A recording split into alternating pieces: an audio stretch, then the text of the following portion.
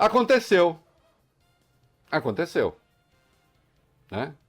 O Luiz Henrique Mandetta já não é mais ministro da Saúde, conforme o esperado. Aliás, a entrevista que ele concedeu ontem fazia supor que ia acontecer muito rapidamente o que se deu hoje. Né? E aí, há algumas considerações, sim, claro, que a gente precisa fazer com muita calma, com muita serenidade, mas também com muita clareza. Né? Meninos, vamos ao fato propriamente, né? Que é a demissão do Mandetta e a ascensão do novo ministro. E aí, então, eu quero aqui bater um papo com os ouvintes e com aqueles que nos acompanham pelas redes sociais. Vamos lá. Vamos lá, Luiz Henrique Mandetta não é mais, agora de forma oficial, ministro da Saúde, concedeu uma entrevista coletiva agora há pouco, na verdade foi um pronunciamento, foi uma despedida, um tom absolutamente amigável. Foi demitido hoje à tarde pelo presidente Jair Bolsonaro, após uma reunião com ele, o agora ex-ministro Mandetta fez um anúncio nas redes sociais. Acabo de ouvir do presidente Jair Bolsonaro o aviso da minha demissão do Ministério da Saúde, quero agradecer a oportunidade que me foi dada de ser gerente do nosso SUS, de pôr de pé o projeto de melhoria da saúde dos brasileiros e de planejar o enfrentamento da pandemia do coronavírus, o grande desafio que o nosso sistema de saúde está por enfrentar. Agradeço a toda a equipe que esteve comigo no Mato Grosso do Sul e no Mato Grosso do Sul, Ministério da Saúde, e desejo êxito ao meu sucessor no cargo de ministro da Saúde. Rogo a Deus e a Nossa Senhora Aparecida que abençoem muito o nosso país. Ele é do Mato Grosso do Sul. Exatamente, por isso que eu... Mato Grosso do Sul, por isso ou do Mato Grosso, né? Quando ele Tá, nasceu era Mato Grosso. Meteram um MS aí, Coutinho. Aí derruba, né? Vai te derrubar, depois você cobra do Bob Furui. Beijo, Bob! Nós temos aí, já temos o substituto, Fábio Cuba. Tem sim, o Reinaldo. Substituto de Mandetta é o oncologista Nelson Teich. O anúncio foi feito logo na sequência, né? Em discurso do presidente Jair Bolsonaro, o ex-ministro Mandetta falava no Ministério da Saúde e assim que ele encerrou, o presidente Bolsonaro no Palácio do Planalto começou o pronunciamento dele também, já oficializando Teich, oncologista Nelson Teich, como novo ministro da Saúde. Nele, Bolsonaro afirmou que a saída de Mandetta foi consensual. Aliás, a gente vai ouvir um trechinho, esse justamente, do presidente Bolsonaro falando a respeito dessa saída consensual de Luiz Henrique Mandetta do Ministério da Saúde. Cadê? Rapaz, vamos lá. Não, daqui a pouco a gente... deu X aqui. Quando dá X, a coisa é complicada. Daqui a pouco o presidente Bolsonaro fala com a gente. Vamos falar um pouquinho quem é o Teich, porque aí eu já faço o bloco. Vamos lá. Vamos lá, então. Vamos para o item 5, falar especificamente a respeito do novo ministro da Saúde, Nelson Teich. Ele se reuniu hoje cedo, inclusive, com o presidente Jair Bolsonaro. Esteve em Brasília ou está em Brasília desde cedo. Tem relações próximas ao bolsonarismo. Em 2018, por exemplo, atuou como consultor informal da campanha eleitoral do presidente. Teich é formado em medicina na Universidade Estadual do Rio de Janeiro, se especializou em oncologia no Instituto Nacional do Câncer. Hoje é dono de uma consultoria de serviços médicos. Nas últimas semanas, o oncologista vinha utilizando as redes sociais para compartilhar artigos que escreveu sobre o coronavírus. Em um deles, defendeu o isolamento horizontal, mesmo posicionamento de Mandetta. Muito bem. Então vamos lá. Vamos agora pensar... Vamos pensar a questão em si, né? E depois tentar mergulhar um pouquinho além do glacê. Né? Em primeiro lugar, Luiz Henrique Mandetta, como eu tenho lido por aí e ouvido, não era a quintessência do ministro da Saúde, que não cometeu erro nenhum, que só fez coisa... Não, é provável que tenha cometido erros. Né? Erros que são do ministério, que são dele, que são do governo. É muito provável. A questão é saber se está caindo em razão de seus defeitos ou de suas qualidades. Isso é fundamental. Por quê? Se ineficiência derrubasse ministro, o Abraham Weintraub não seria ministro. Se indigência intelectual, que não é o caso do Mandetta, mas se indigência intelectual derrubasse ministro, o próprio Weintraub de novo, a Damares Alves, essa gente não estaria no ministério.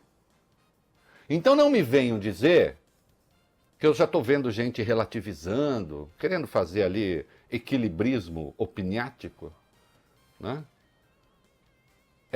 Mandetta também, veja bem o quê? Ele caiu por causa de algum problema, de algum erro que ele tenha cometido?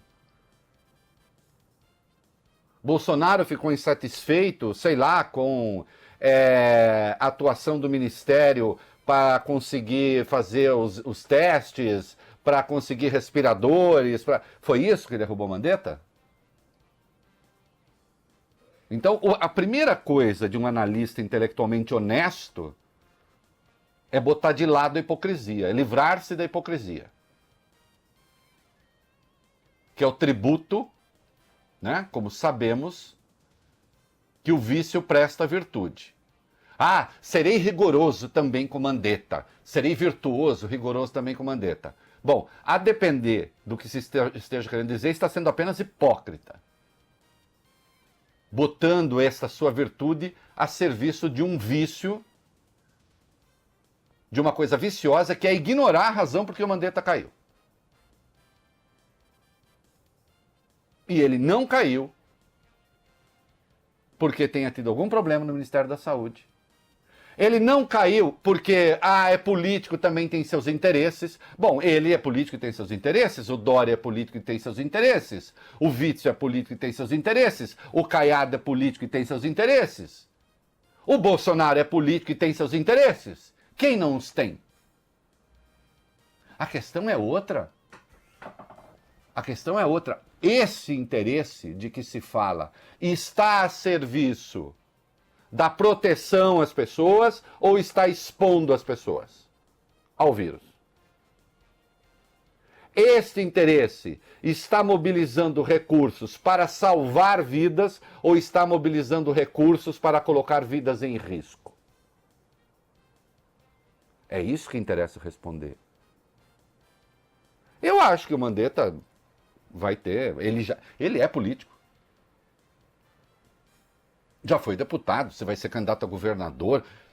Eu diria que vai haver um trabalho agora de desconstrução do nome dele pesado. Eu já estou vendo gente dedicada a isso, né? Ali tem o arsenal, né? Ele que se cuide, vem uma avalanche na cabeça dele. Mas da forma como o Bolsonaro conduziu as coisas, o Bolsonaro criou, se ele quiser, um possível candidato à presidência da República. Vai depender da fila de mortos também. E nada disso é ilegítimo, tudo isso é parte da política. O coronavírus, os mortos, nada disso anula a política. Está uma discussão danada agora lá em Brasília por causa do ICMS. A minha coluna na Folha amanhã eu junto as duas coisas, Mandetta mais ICMS. A política não morre. Aliás, tanto ela não morre que isso que o Bolsonaro está fazendo é política. Se boa política ou má política, se eficaz ou ineficaz, bom, aí cada um faça o seu juízo de valor. Mas eu quero descartar de saída essa conversa mole que já começa. Mandetta também não ajudou, né? Não ajudou em quê? Ele vai inaugurar, ou vai, nem inaugurar, foram lá marcar o início da obra de hospital de campanha em Águas Lindas, em Goiás, em companhia do ministro da Saúde, que adota a política hoje adotada no mundo inteiro, com exceção do Turcomenistão, da Bielorrússia e da Nicarágua, que é a do isolamento social, com graus variados. O nosso é um isolamento social moderado, apenas. E o presidente promove uma pantomima debaixo das barbas do ministro da Saúde, desmoralizando o médico Mandetta, desmoralizando o médico Ronaldo Caiado.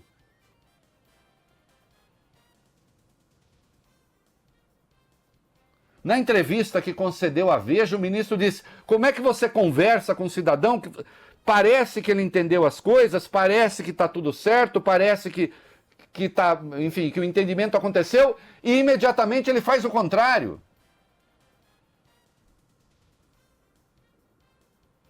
E não é só com Mandetta isso. É um temperamento, é matéria de análise, de estudo, de abordagem clínica, não sei. Não aconteceu só com o ministro? O ministro Gilmar Mendes foi convidado a falar com o Bolsonaro e foi. Bom, se o presidente chama alguém para conversar, é para ir. Não porque se você não vier eu te prendo, não é isso. Se o Bolsonaro me chamar para conversar, eu vou. Desde que eu possa falar o que eu penso. Se for fazer rapapé, não vou. Com ninguém.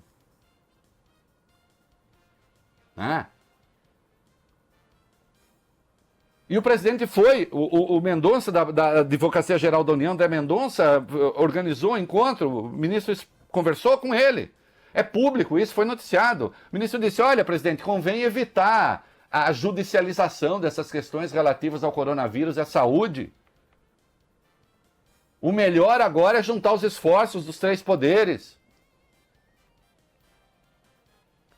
Gilmar Mendes, que está na raiz da tal da PEC do orçamento de guerra. Porque foi o Zé Roberto Afonso, um economista, que é amigo dele, que pensou isso. Passou para ele sugeriu ao Rodrigo Maia. Rodrigo Maia mobilizou a turma, deu ao governo um cheque em branco para enfrentar a crise. Não é? Porque o governo federal não tem limite para gastar. Vai fazer o que for necessário, espero. Esse Gilmar Mendes é chamado para conversa, num sábado.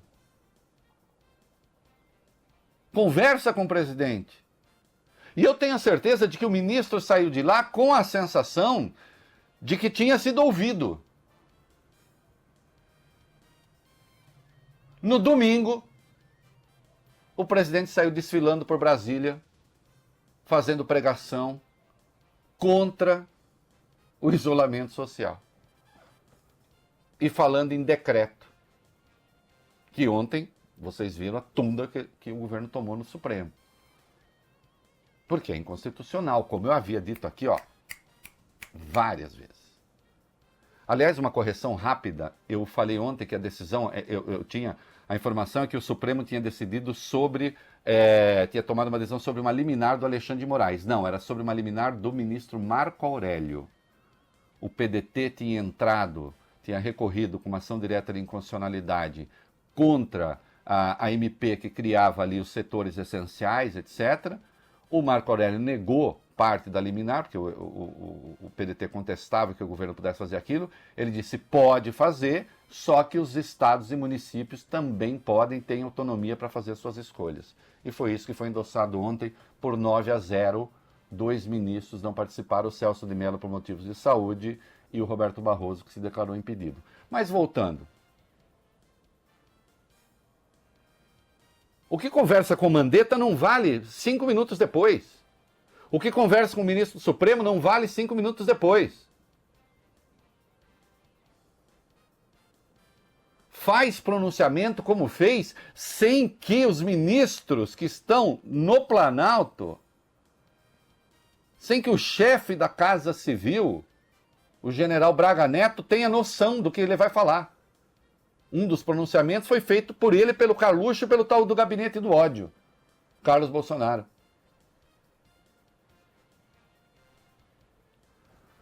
Aí vem falar que Mandetta agiu mal. Bom, ele, na entrevista dada ao Fantástica, claro que ali era um pouco dizendo, realmente não dá mais. Mas o ministro não pode ser vítima desse tipo de armadilha. Um presidente não pode botar o seu ministro da saúde num entrapment, numa armadilha. Não pode. É inaceitável.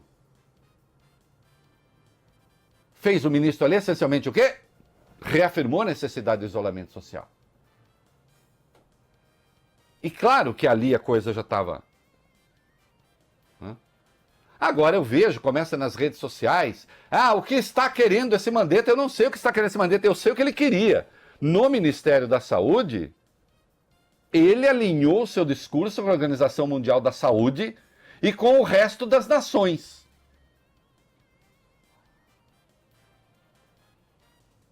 Em que o governo foi muito mal, inclusive o Ministério da Saúde. Nós estamos testando muito pouca gente, nós vamos ver daqui a pouco. Sair do isolamento, nem isolamento é, sair do distanciamento social, sem fazer os testes, para saber quem está imunizado e quem não está, é um desastre. Nisso ainda fomos muito mal. Mas foi isso que derrubou Mandetta? Não, não foi.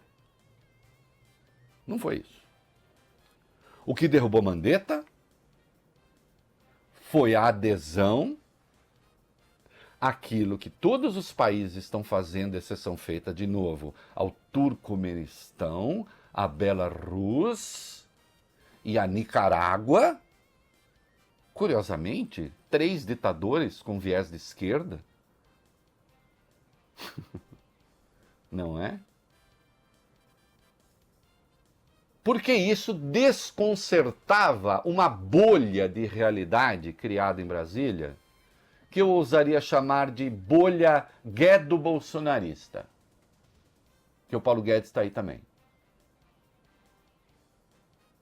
Criamos a oposição infeliz e mentirosa, falsa, entre funcionamento da economia e combate ao vírus. Isto é mais falso que nota de R$3. Isto é uma piada grotesca. O FMI ontem se pronunciou sobre a economia brasileira, prevendo uma retração de 5%. Será que a economista-chefe do FMI ficou vendo, não, olha, fizeram isolamento aqui, não sei o quê. Não, a queda de 5% do PIB brasileiro, previsto pelo FMI, também pelo Banco Mundial, mesmo número praticamente, tem a ver com a queda da economia mundial. Tem a ver com a retração da economia mundial. Tem a ver com a maior crise econômica desde 1929. Tem a ver com a maior ajuda que os estados estão prestando à economia desde que o mundo é mundo. Não é o Brasil. Se você mandar todos os brasileiros para o matadouro do vírus, a economia vai encolher do mesmo jeito. Agora ficam alguns mercadores de bugigangas ideológicas em torno do Bolsonaro, do Paulo Guedes, buzinando na orelha deles a necessidade da retomada, sem qualquer critério.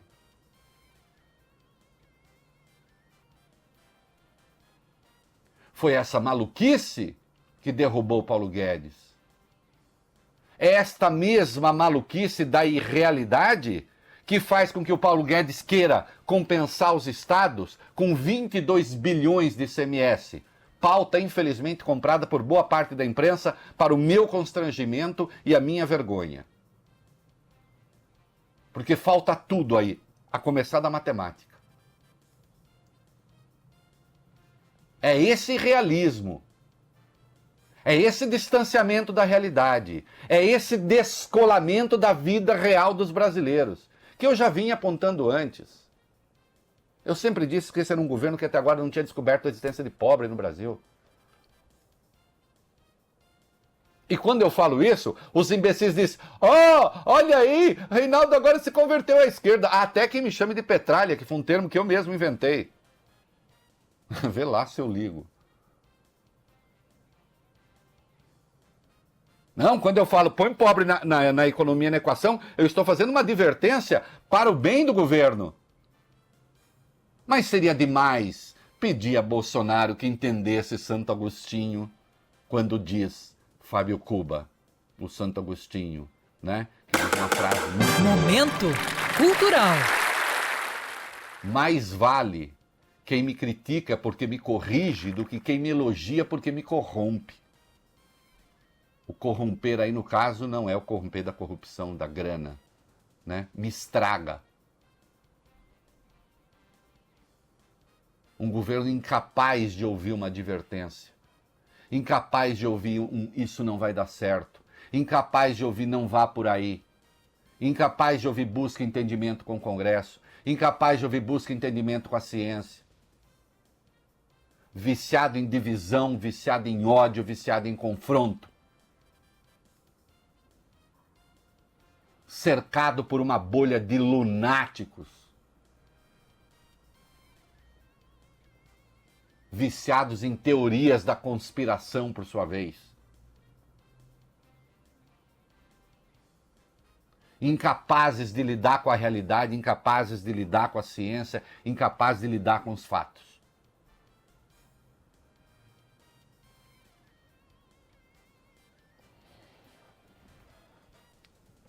Agora nomearam Nelson Teich, oncologista. Parece que ele andou escrevendo também sobre ser bobagem ficar opondo economia e combate ao vírus. A depender do que ele queira dizer com isso, provavelmente é um bom caminho. Pode ser um bom caminho. Provavelmente não, pode ser um bom caminho. Porque como sabe toda a gente, quando você, em nome da economia, deixa de fazer a coisa certa sobre o vírus, você escolhe o caminho da Itália. Nem tem a economia funcionando e ainda fica com uma pilha de mortos. Você escolhe o caminho dos Estados Unidos. Tá lá. Vai ter a maior retração, acho, da sua história, depois de 29, com uma montanha de mortos. Porque o Donald Trump também falou, senta que o leão é manso. E agora teve que impor o isolamento social. Os estados, né? Mas ele teve que endossar.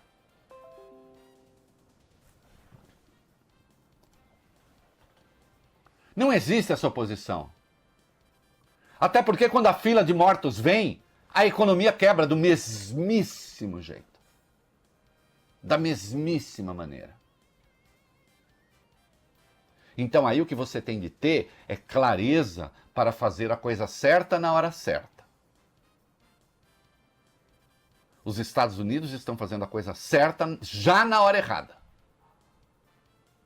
Já na hora errada. Demoraram.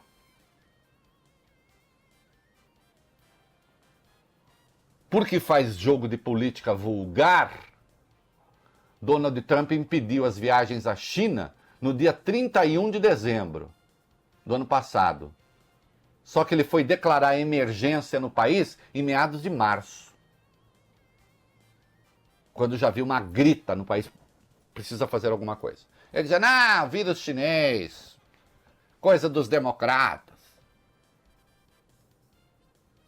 Aqui, reagiu-se até com relativa rapidez.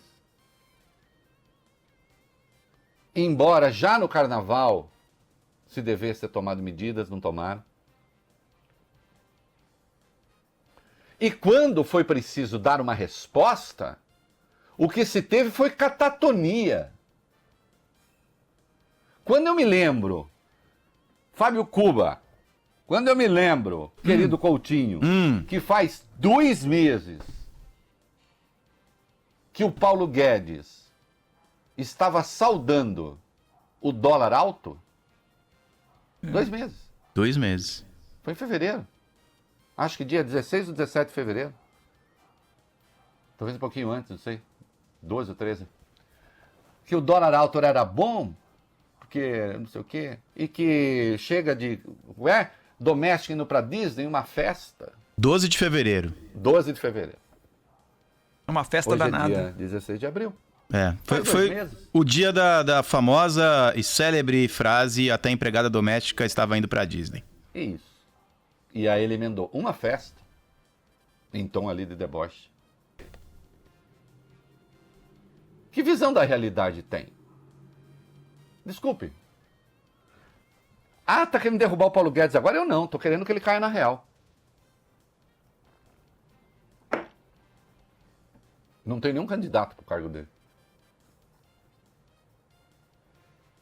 Tô querendo derrubar ninguém.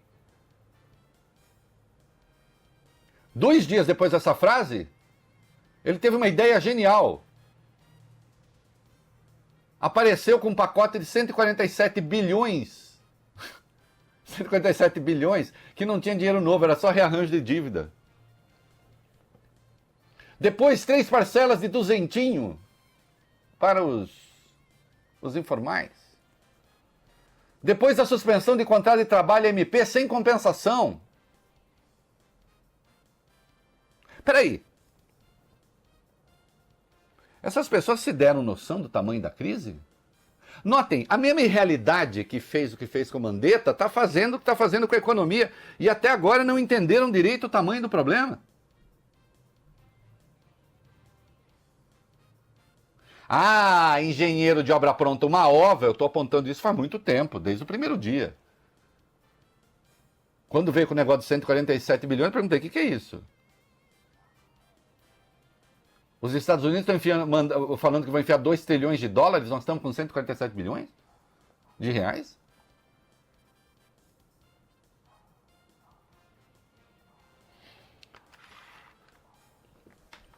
Quem avisa é amigo, não é inimigo.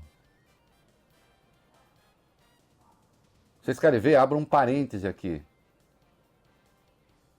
Se Sérgio Moro não sair do seu trono de ineficiência para oferecer uma resposta aos presídios, daqui a pouco nós estaremos com uma outra tragédia na mão. Porque eu tenho informações de que a coisa lá já está esquentando. Mas ele resolveu brincar de o Durão de Maringá. Não, não vamos agora.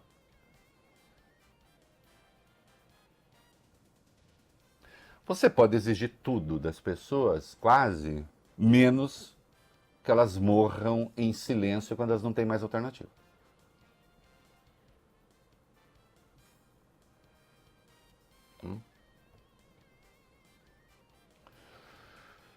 O que escolha fará Nelson Teich?